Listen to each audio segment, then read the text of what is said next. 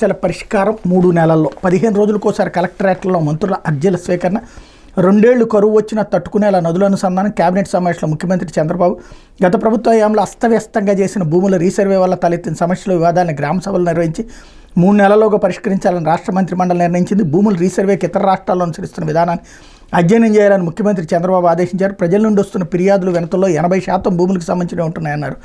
మంత్రులు 15 రోజులకోసారి జిల్లా కలెక్టర్ కార్యాలయంలో వినతులు స్వీకరించాలని ఆయన ఆదేశించారన్నట్టు వార్తను హైలైట్ చేశారు. ఇక్కడే ఒక విచిత్రం ఏంటంటే భూముల రీసర్వే స్టార్ట్ చేసింది మన రాష్ట్రం కాదు, అన్ని రాష్ట్రాలు అన్నది ఇప్పుడు ఒప్పుకుంటున్నారు కదా. ఆ రీసర్వే దేనికోసం? ల్యాండ్ టైటిలింగ్ యాక్ట్ అన్నది దాని గురించినే. అంటే ఇప్పుడు మళ్ళీ ల్యాండ్ టైటిలింగ్ యాక్టు ఆ పేరుతో కాకుండా నడుస్తుంది. రీసర్వే అన్నది కేంద్ర ప్రభుత్వ ప్రతిపాదన, ఇది క్లియర్. అలాగే దాని సమస్యకి పరిష్కారం కోసం ట్రిబ్యునల్ వేసిన దాని మీద మాత్రమే ఆ రోజున వచ్చినటువంటి లోపం తప్పించి, అది కూడా లాయర్ల కోపం వచ్చి చేసిన ఉద్యమాన్ని వక్రీకరించేసి భూములు లాగేసుకుంటున్నారని.